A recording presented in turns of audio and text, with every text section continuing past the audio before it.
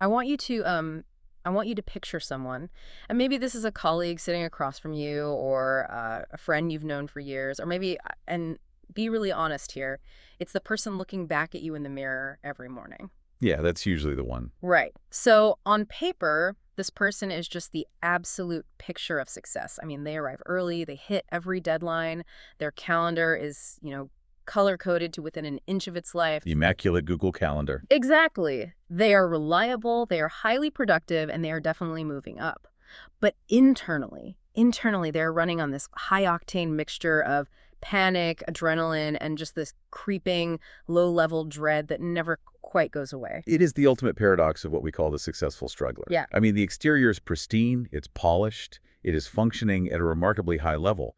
But the engine underneath is just completely overheating, the fans are spinning at maximum, and the check engine light has basically been ignored for about 5 years. It's been taped over. And that disconnect between the polished exterior and the frantic interior, that is exactly where we are living today. We are doing a deep dive into why that specific feeling is defining an entire generation of adults. And we have a massive stack of sources today to help us unpack this. We really do. We're pulling from clinical perspectives out of the Cleveland Clinic, some classic developmental theories from Eric Erikson and Bernice Newgarten, and we're also engaging with modern research on a phase of life that researchers are now calling established adulthood. It is a fascinating and honestly a somewhat exhausting convergence. We are looking at the intersection of high-functioning anxiety, the invisible pressure of the social clock, and why the years between, say, 30 and 45 are increasingly being labeled the rush hour of life. Rush hour is such a good term for it. Yeah. And our mission for this deep dive is to move beyond just saying, oh, I'm stressed, because everyone knows they're stressed. That's not news to anyone. Right. Acknowledging stress is step one. Yeah, we want to go deeper. We want to unpack the specific counseling theories that explain why we feel the need to keep up appearances and exactly what happens when our internal timeline violently clashes with society's expectations. So let's start with the internal experience. We see the term high-functioning anxiety, or HFA, thrown around a lot online. Is this actually, a medical diagnosis? That is definitely the first nuance we need to clear up. If you open the DSM-5, which is the manual psychiatrists use to diagnose mental health conditions, Right. you will not find high-functioning anxiety in there. It is not an official clinical diagnosis. Okay, so it's not official in the book, but that doesn't mean it's not real, right? Oh, it's incredibly real. Counseling professionals like the folks at the Cleveland Clinic and therapists like Kristen Jacobson from our sources, they argue it is one of the absolute most common presentations they see in therapy right now. The key differentiator here is the type of response it triggers. The fight or flight thing? Exactly. Typically, when people think of an anxiety disorder, they think of the flight or freeze response. You are so overwhelmed that you withdraw, you avoid the scary email, you just stay in bed. Right, it's paralysis. You completely shut down. But HFA typically triggers a fight response. Oh, right. The anxiety doesn't paralyze you, it propels you. It drives you to work harder, achieve more, be aggressively organized, and just endlessly over-prepare. The anxiety literally becomes the fuel in the tank. Which, playing devil's advocate here, sounds incredibly useful in a highly competitive capitalist society. Isn't that essentially the dream employee? Someone who is biologically propelled by their own neurochemistry to just overperform? Well, it is useful. Strictly in terms of economic output, it's fantastic right until the exact moment the tank runs dry. And that is the trap. The sources describe the exterior of this as the blazer and a smile. Yeah. You look confident, you're outgoing, proactive. I got it all together. Right. But the internal reality is what Kristen Jacobson calls a never-ending mental boot camp. It is just a constant, punishing stream of self-criticism and worst-case scenario thinking. You aren't doing the work because you are creatively inspired. You are doing it because you are terrified of what might happen if you stop. There's an analogy in the notes for this that I thought just nailed it perfectly, the 42 tabs theory. Yes, it is the absolute perfect metaphor for the HFA brain. So imagine your brain is a laptop. You have 42 tabs open at once. You are working on a massive, complex spreadsheet in one tab. You're answering a Slack message in another, planning the weekly grocery list in a third, and actively worrying about a slightly awkward conversation you had 3 years ago in a fourth. And unlike a real browser, you can't just hit close all. You can't. The laptop is still running. It is still processing all that data, but the fan is just whirring at maximum speed. The chassis is literally hot to the touch, and the battery is draining twice as fast as it normally should. It works. And it works remarkably well right up until the moment the motherboard physically melts. And that melting point brings us to the physical toll, which I think is fascinating. We saw the term silent stress in the research. It seems like because the mind is constantly saying, I'm fine, look at my productivity, look at my output, the body has to find another way to basically scream for help. The body always keeps the score. Since the mind is denying the stress, the body has to express it somatically. The sources list these symptoms that high achievers will often just ignore or try to medicate away. Things like severe GI issues, intense jaw clenching, especially at night, unexplained muscle tension, and what the researchers call garbage sleep. Garbage sleep, I love that term. That's when you're in bed, but you aren't actually resting. Exactly. You might be horizontally parked in bed for 8 solid hours, but your cortisol levels, which is your primary stress hormone, never actually drop low enough for you to enter those deep restorative REM cycles, because your brain is still trying to refresh those 42 tabs in the background. There's also this really vicious cycle mentioned in the counseling theories regarding success itself. Because you would think, logically, that achieving a major goal would bring relief. Like, I finished the massive project, I got the big promotion, now I can finally relax. But for the HFA profile, that doesn't actually happen. It brings temporary relief, a very fleeting dopamine hit. But because the person with HFA often couples their entire sense of self-worth directly to their output, the absolute moment that the achievement is done, and in the past, the buffer against their insecurity is just gone. So the fear of failure just rushes right back in. Immediately. Yeah. They need the next achievement, the next gold star, to keep that fear at bay. It is a treadmill that only goes faster the longer you stay on it. Wow. Okay, so that's the internal engine, this high-functioning anxiety. But that engine isn't running in a vacuum. It's driving a car down a very specific road, and that road has checkpoints. Which brings us to the concept of the social clock. Now, this isn't a new idea in psychology, is it? No, not at all. This goes back to this mid-20th century and the foundational work of Bernice Newgarden. She was an absolute giant in the field of adult development. She developed social clock theory to explain how we internalize societal expectations. Essentially, her theory states that every culture has a shared invisible timetable for when major life events should happen. We're talking about the big milestones: high school graduation, marriage, buying a first house, having kids, making partner at the firm. Precisely. Newgarden argued that we are acutely, painfully aware of whether we are on time or off time, according to this clock. And on time presumably feels pretty safe. It provides deep existential security. If you follow the script, you get social approval. You feel like you belong to the tribe. But if you deviate, if you are off time, whether that means being late to marry, early to divorce, or lagging behind in your career, it brings significant psychological penalties. Penalties like what, exactly? Because it's not like the government issues you a fine for being single at 35. No, there's no official fine, but the psychological fines are incredibly steep. It manifests as deep feelings of inadequacy, social alienation, and just a profound haunting sense of lagging behind your peers. And what is truly fascinating here is how modern technology has completely weaponized this dynamic. Because Newgarden was writing in a time of physical neighbors and local community norms. Right. But today, we have what researchers call the subjective clock. The subjective clock. Let's unpack that. Research shows that our modern anxiety doesn't come from comparing ourselves to some abstract national average. It comes from comparing ourselves to our highly specific, immediate peer group. And thanks to social media, we are constantly comparing our internal, unedited blooper reel to everyone else's highly curated highlight reel. That's the key distinction, isn't it? You go online and you see the engagement photos, the job promotions, the aesthetic baby announcements, and they're all consolidated into a single, endless feed. It creates this statistical illusion that literally everyone is having a major life moment right now, except you. Exactly. You are seeing a curated timeline that heavily implies everyone else is perfectly on time and blissfully happy. It acts as a hyper-accelerant for that sense of lagging behind, which then fuels the high-functioning anxiety to work even harder to catch up. And this massive convergence, the internal anxiety meeting the external pressure of the clock, it seems to violently crash specifically in the age range of 30 to 45. The sources in our stack refer to this specific window as established adulthood. Yes, and this is a relatively new distinction in developmental psychology. Historically, we thought of this era as a sweet spot. You're done with the wild turbulence of your 20s, you're still physically healthy, your prefrontal cortex is fully developed. Theoretically, it should be a nice plateau of stability. But the data in our stack says it's actually a massive peak for clinical anxiety. It is often called the rush hour of life. And that is not just a cute metaphor for traffic. It's really about density, the sheer density of major life tasks. The career and care crunch. Right. Because you think about it, this is the only time in the human lifespan where the steepest ascent of the professional ladder happens at the exact same time as the absolute peak demands of family life.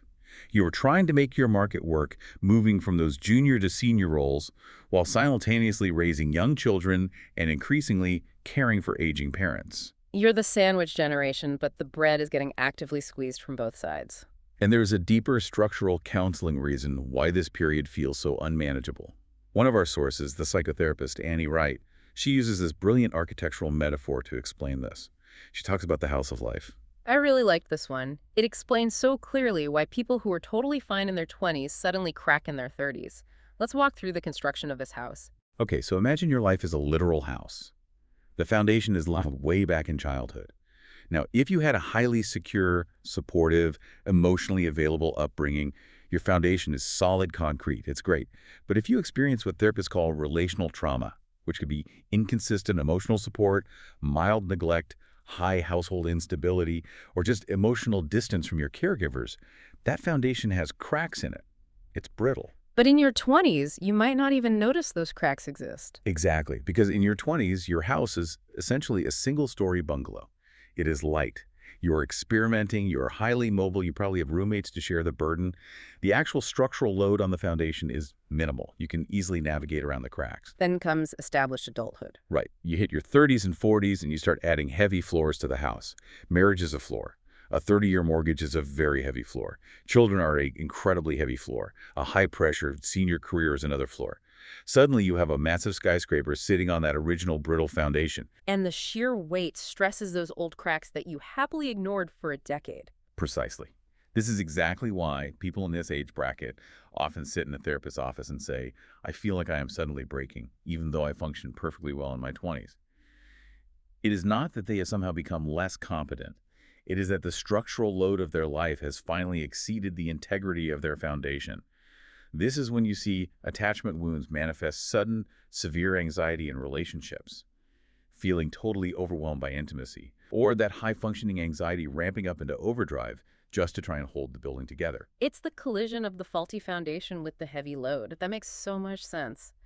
But I want to go even deeper into the mechanics of this because we have some classic theory in the stack from Erik Erikson regarding identity. Now, I usually associate identity crises with teenagers, but the counseling sources say this is a massive factor for 30 and 40-somethings. It is a huge factor. We often mistakenly think Erikson's stages are just boxes we check off in our youth and leave behind forever. But human development is cyclical. Erikson's stage 5 is identity versus role confusion. It's typically associated with adolescence where you're asking the big question, who am I? But we end up having to revisit that question as adults. We do, especially if we didn't answer it fully and authentically the first time around. The sources discuss James Marcia's identity statuses. And for the high-functioning, successful struggler we've been talking about, the most dangerous psychological status is foreclosure. Foreclosure, which sounds heavily like a banking term. It does, but in developmental psychology, identity foreclosure means you essentially foreclose on your life options way too early. You adopted an identity handed to you by your parents or by society without ever really questioning it or exploring any alternative. So you became a corporate lawyer because your dad was a corporate lawyer. You got married at 26 because that's just what successful people in your hometown do. You methodically checked the boxes on the social clock. Exactly. You firmly committed to a life path before you actually explored who you intrinsically were. So you wake up at 35 or 40, you have the impressive job, the spouse, the house you have officially succeeded, and you suddenly realize, wait, I didn't actually choose any of this. I just flawlessly followed the instructions. That is a terrifying realization to have when you're 40, and I assume that is what actually triggers the crisis. Yes, it pushes people violently into what Marcia calls moratorium. Now, moratorium is supposed to happen in your late teens or early 20s. It is a necessary period of active exploration, trying on different hats, rebelling a little, figuring out your core values. But if you dutifully skipped it then, you are going to have to do it now. Which, to the outside world, looks exactly like a cliché midlife crisis. It does. It's the sudden sports car purchase, the drastic career pivot, the out-of-nowhere intense interest in watercolor painting. Society mocks it relentlessly, but counseling theory suggests it is actually a deeply necessary developmental correction. You are finally doing the psychological exploration work you skipped 20 years ago. This perfectly bleeds into Erickson's next stage, which the sources highlight as the defining conflict of established adulthood: generativity versus stagnation. Yes, generativity is the profound human need to create things that will outlast us. It's parenting, mentoring younger colleagues, building a community garden, creating art. It is fundamentally about leaving a legacy. The crisis comes when we feel stagnation. That dreadful sense of being disconnected, totally self-absorbed, or fearing that our daily grind ultimately means absolutely nothing to the world. And Daniel Levinson's work on the midlife transition connects right here, too. He argues this happens specifically between ages 40 and 45. Levinson called it the de-illusionment process. And he didn't mean disillusionment in a purely negative, cynical sense, but literally the stripping away of illusions. You realize that the dream you formed in your 20s, that idea of if I just get this specific job and salary, I'll be happy forever, was a mirage. You realize your time on Earth is actually finite. You have to actively renegotiate your relationship with reality. That is incredibly heavy. But we promised at the start we wouldn't just leave people wallowing in the despair of the rush hour. We need to talk about reframing and how to actually move forward. The stack has some really counterintuitive points about happiness and aging. It really does. For a very long time, researchers heavily believed in the U-curve of happiness. The basic idea was that your happiness starts very high in youth, it bottoms out in your 40s, which is the absolute bottom of the U, and then it gradually goes back up in old age. But the new data implies that curve might actually be vanishing, or at least changing shape. It is becoming much more complex. Because of modern financial instability and those sandwich generation pressures we discussed, that bottoming out phase can last a lot longer now. However, counseling psychology offers a really powerful tool for navigating this, provided by socio-emotional selectivity theory, or SST, developed by Laura Carstensen. SST, let's break that down for everyone. It is a theory about how our internal perception of time completely changes our goals. When we are young, our time horizon feels infinite. We have forever. So we naturally prioritize what they call knowledge goals. We want to meet new people, network relentlessly, try every new experience. We willingly tolerate highly annoying people or boring events simply because, well, it might be useful someday. It is entirely about quantity over quality. Right, FOMO, the fear of missing out, basically drives your entire 20s. Exactly. But as we age, and specifically as we hit that mortality salience in our 40s, where we realize we won't live forever, our time horizons shrink. We realize time is actually our scarcest resource. So naturally and adaptively, we shift our goals. We stop tolerating garbage interactions. We actively prune our social circles. So when I start happily saying no to a Tuesday night happy hour with acquaintances I don't really even like, that's not me becoming a grumpy hermit. That's actually a recognized developmental achievement. It is a highly adaptive, completely healthy shift. SST says we naturally begin to prioritize emotional regulation and genuine satisfaction in the present moment over future networking potential. We focus hard on quality over quantity. We double down on the specific relationships that actually matter to our nervous systems. That feels like profound permission to cancel some weekend plans. I love it. But beyond just social pruning, the counseling sources mention some specific coping mechanisms for the internal grind dealing with that high-functioning anxiety we started with. Practical strategies are crucial here. First, for the high-functioning anxiety, therapists rely heavily on cognitive behavioral therapy, or CBT. But specifically in this context, it is about connecting the internal dots. You have to trace the behavior like panic working on a slide deck at 10 p.m. back to the core thought driving it, which is usually, if I don't do this perfectly, I am a total failure. It's about breaking that automatic subconscious link between your inherent self-worth and your daily output. Exactly. Another major tool is mindfulness, but definitely not in the pop culture zoning out sense. It is about breaking the automatic pilot. It is the ability to notice in real time, oh, I am doing that thing right now, or I catastrophize about an email, and then actively choosing to step off the mental treadmill. And one phrase really stood out to me in the therapy notes: sitting with the unease of rest. That is notoriously the hardest one for high achievers. Because when you stop running, the anxiety finally catches up to you. You feel deeply guilty. You feel lazy. Learning to just sit with that intense discomfort, to practice being still and realizing that the world literally doesn't end if you aren't actively producing value for an hour, is a psychological muscle that has to be intentionally built. And finally, going back to Annie Wright's house metaphor, the concept of refounding. Yes. If your foundation has cracks from childhood, you can't just keep piling on new floors and hoping for the best. Refounding means doing the actual work, very often in a clinical therapy setting, to repair those underlying attachment wounds.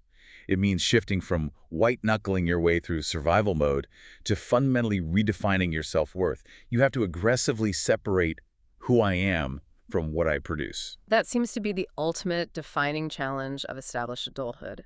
Decoupling your human soul from your corporate spreadsheet. It really is. It is the profound shift from a life of doing to a life of simply being.